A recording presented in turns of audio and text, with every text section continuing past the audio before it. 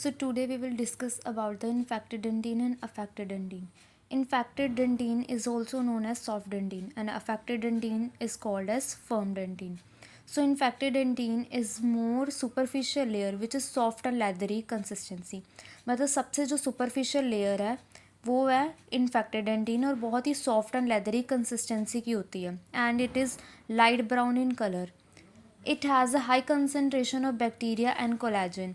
सो यहाँ पे जो इन्फेक्टेड डेंटिन है इसमें चाहे ऑर्गेनिक कंपोनेंट्स हो चाहे इनऑर्गेनिक कंपोनेंट्स हो, दोनों के दोनों कंपोनेंट्स जो है वो डीनेचर्ड हो गया, मतलब इरिवर्सिबल डीनेचर्ड हो चुके हैं और ये जो कंपोनेंट्स है ये रीमिनरलाइज नहीं हो सकते. सो इस कंपोनेंट को जो होता है हमें रिमूव करना पड़ता है क्योंकि इसमें इन्फेक्टेड डेंटिन में मोर बैक्टीरियाज होते हैं. सो अगर इसे हमने डेंटिन को रिमूव नहीं किया किया तो जो केरीज है वो आगे पल्प तक पहुंच जाएंगी.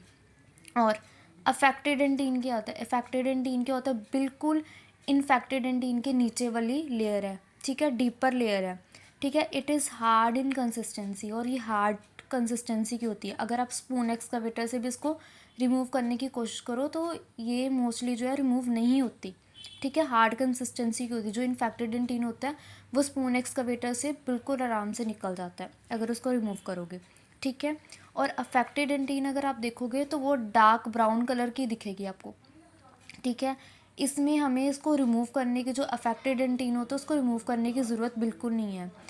इसमें जो कंसनट्रेशन बैक्टीरिया की है वो ना मात्रा में होती है, मतलब it does not contain bacteria. So ये रिवर्सिबली डीनेचर्ड है, मतलब कि अगर इसको आप ऐसे ही छोड़ दोगे तो ये मिनरलाइज हो जाती है, ये आगे प्रोग्रेस नहीं करती, ठीक है. जब भी आपको केरीज हो रही है रिमूव करनी है और बिल्कुल पल्प के पास है तो सबसे पहले हम क्या कर सकते हैं, इन्फेक्टेड डेंटिन को रिमूव कर दो और अफेक्टेड जो डेंटिन है उसको हम ऐसे ही छोड़ सकते हैं. ओके, अब हम इन दोनों के डिफरेंस के ऊपर देख लेते हैं. जो इन्फेक्टेड डेंटिन है वो क्या है, सबसे पहले हम बात कर चुके हैं, मोर सुपरफिशियल लेयर है ऑफ केरीज डेंटिन, ठीक है. लाइट ब्राउन कलर की है और सॉफ्ट एंड लेदरी कंसिस्टेंसी होती है. ये ज़्यादातर अगर हम इसको टच भी करें तो नॉट सेंसिटिव टू टच. जब हम इसको रिमूव भी कर रहे होते हैं तो पेशेंट को ज़्यादा सेंसिटिविटी नहीं होती, बट जब अफेक्टेड डेंटिन पे पहुंच जाते हैं तो पेशेंट बोलता है कि मुझे सेंसिटिविटी हो रही है, ठीक है. जो कोलेजन्स है इसके इज़ इरिवर्सिबल डी नेचर, चाहे इसमें ऑर्गेनिक और इनऑर्गेनिक जो भी कंपोनेंट्स, दोनों कंपोनेंट्स है वो दोनों ही इरिवर्सिबल डी नेचर होते हैं, मतलब कि दोबारा से वो मिनरलाइज नहीं कर सकते, ठीक है. इसमें हाई मात्रा में, हाई कंसनट्रेशन में इसमें बैक्टीरिया होती है, ठीक है. Stained by caries detectant dyes and ये दोबारा से मिनरलाइज नहीं हो सकते, शुड भी रिमूव, हमें इसे रिमूव करना ही पड़ेगा. Affected dentine is a deeper layer. It is a hard brown in color and it is hard in consistency. ठीक है. So it is sensitive to touch. जब हम इसको रिमूव करने की कोशिश करते हैं तो पेशेंट बोलते हैं कि हमें यहाँ पे सेंसिटिविटी फील हो रही है, ठीक है.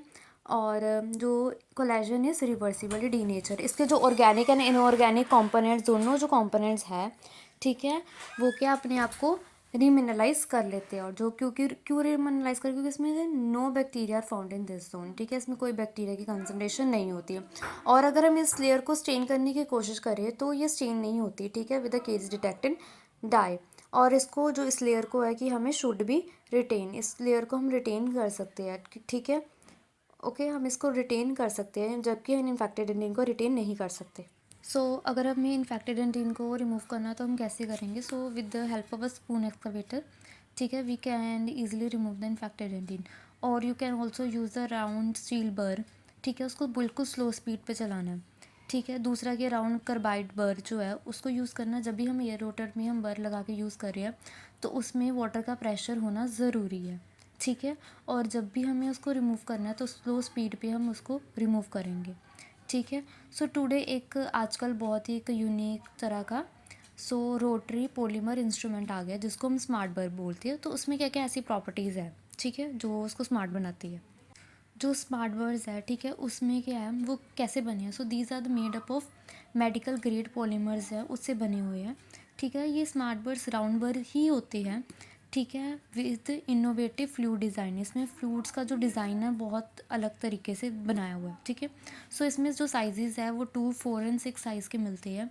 सो इसको जब हमें यूज़ करना है बिल्कुल स्लो स्पीड यूज़ करना है, ठीक है. और 500 to 800 RPM की जो स्पीड है वो इसकी स्पीड है, ठीक है.